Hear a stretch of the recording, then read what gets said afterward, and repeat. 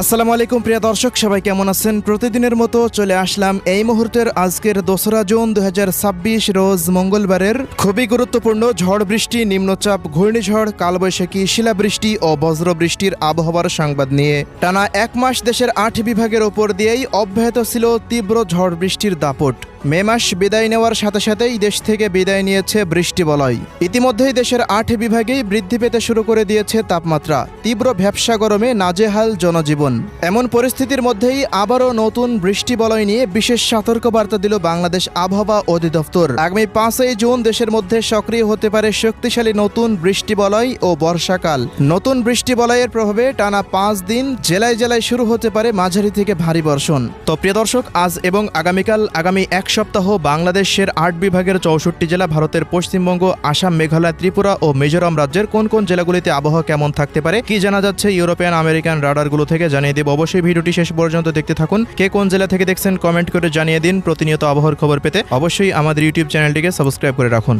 প্রিয় দর্শক, আমরা এই মুহূর্তে সরাসরি চলে আসলাম ইউরোপিয়ান আবহাওয়ার পূর্বাভাস মডেল রাডারের কৃত্রিম ভূ উপগ্রহ চিত্র বা স্যাটেলাইট মেঘমালার আপডেটে। তো দর্শক, এই মুহূর্তে আমরা দেখতে পাচ্ছি রাজধানী ঢাকা বিভাগ থেকে শুরু করে রংপুর, রাজশাহী, খুলনা, বরিশাল, পাশাপাশি পশ্চিমবঙ্গ, ত্রিপুরা, এই সমস্ত অঞ্চলগুলোর আকাশটা প্রায় পরিষ্কার অবস্থায় রয়েছে। ঢাকা বিভাগ থেকে শুরু করে রাজশাহী, খুলনা, বরিশাল এবং এদিকে পশ্চিমবঙ্গ, রংপুর বিভাগের জেলাগুলির ওপর দিয়ে অলরেডি তীব্র তাপপ্রবাহ শুরু হয়ে গেছে। আগামী কয়েকদিনের মধ্যে আস্তে আস্তে তাপমাত্রা পরিস্থিতি আরও বৃদ্ধি পাওয়ার কথা জানিয়েছে আবহাওয়া অধিদপ্তর। কোনো কোনো অঞ্চলে তাপমাত্রা পরিস্থিতি উঠে যেতে পারে প্রায় 41 ডিগ্রি সেলসিয়াস পর্যন্ত। অন্যদিকে দেশের পূর্বাঞ্চল এবং দক্ষিণাঞ্চলের বেশ কিছু অঞ্চলের ওপর দিয়ে শক্তিশালী মেঘমালা তৈরি হতে দেখতে পাচ্ছি। এই মুহূর্তে সিলেট বিভাগের সিলেট, সুনামগঞ্জ, মৌলভীবাজার, হবিগঞ্জ এবং ত্রিপুরা রাজ্যের বেশ কিছু অঞ্চল এবং চট্টগ্রাম বিভাগের খাগড়াছড়ি, রাঙ্গামাটি, কক্সবাজার, বান্দরবান, এই সমস্ত অঞ্চলগুলোর ওপর দিয়ে দেখা যাচ্ছে আকাশটা প্রায় মেঘলা থেকে মেঘাচ্ছন্ন অবস্থায় রয়েছে।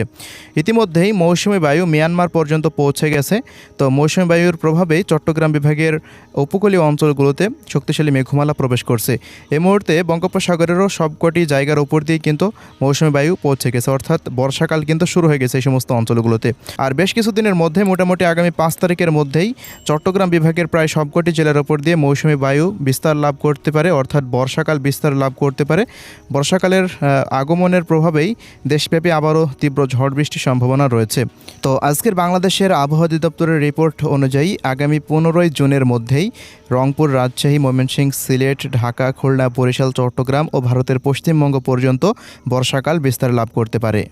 প্রিয় দর্শক, আমরা এই পর্যায়ে সরাসরি চলে আসলাম ইউরোপিয়ান আবহাওয়ার পূর্বাভাস মডেল রাডারের মেঘমালা এবং বৃষ্টিপাতের পূর্বাভাসে। তো এবার আমরা জানিয়ে দেব 2রা জুন রোজ মঙ্গলবার দেশের কোন কোন অঞ্চলগুলোতে বজ্রসহ বৃষ্টিপাত হতে পারে সেই পূর্বাভাস।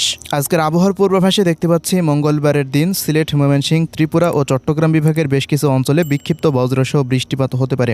সিলেট বিভাগে সিলেট, সুনামগঞ্জ, মৌলভীবাজার, হবিগঞ্জ, পাশাপাশি এদিকে ময়মনসিংহের নেত্রকোনা, ময়মনসিংহ, এদিকে লাখাই, এই অঞ্চলগুলোর বেশ কিছু অঞ্চলের ওপর বিক্ষিপ্ত বজ্রসহ বৃষ্টিপাতের আশঙ্কা রয়েছে।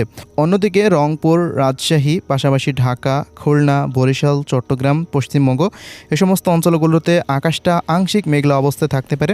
সকাল থেকে বিকেল পর্যন্ত রৌদ্রোজ্জ্বল আবহাওয়া বিরাজমান থাকতে পারে। তীব্র ভ্যাপসা গরম অব্যাহত থাকতে পারে এই সমস্ত অঞ্চলগুলোতে। তবে ত্রিপুরা রাজ্য ও চট্টগ্রাম বিভাগের বান্দরবান, খাগড়াছড়ি, রাঙ্গামাটি, কক্সবাজার, এই সমস্ত অঞ্চলগুলো দু এক স্থানে বিক্ষিপ্ত বজ্রসহ বৃষ্টিপাতের আশঙ্কা রয়েছে। এছাড়া অন্যত্র দেশের অন্যান্য অঞ্চলগুলোতে সারাদিনই তীব্র ভ্যাপসা গরম অব্যাহত থাকার সম্ভাবনা রয়েছে। বিকেল থেকে সন্ধ্যার মধ্যে দেখা যাচ্ছে আবহাওয়াটা প্রায় দেশের 8টি বিভাগের ওপর দিয়ে স্বাভাবিক অবস্থায় থাকতে পারে। ভারতের পশ্চিমবঙ্গ, ত্রিপুরা রাজ্যের দিকেও আবহাওয়া প্রায় স্বাভাবিক অবস্থায় থাকার সম্ভাবনা রয়েছে। তবে রংপুর, ঘোড়ারঘাট, চররাজিপুর, বাহাদুরাবাদ, এই সমস্ত অঞ্চলগুলোর বেশ কিছু অঞ্চলে বিক্ষিপ্ত মেঘমালা তৈরি হওয়ার সম্ভাবনা রয়েছে। চট্টগ্রাম বিভাগ, পাশাপাশি বরিশাল ও খুলনা বিভাগের উপকূলীয় অঞ্চল ধরে বিক্ষিপ্ত বজ্রসহ বৃষ্টিপাতের মেঘমালা তৈরি হওয়ার সম্ভাবনা আমরা এই মুহূর্তে রাডার থেকে দেখতে পাচ্ছি।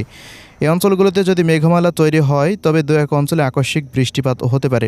এবারে অন্যত্র অন্যান্য অঞ্চলগুলোতে তেমন বড়সড় আবহাওয়ায় পরিবর্তন লক্ষ্য করা যাচ্ছে না মঙ্গলবারের দিন।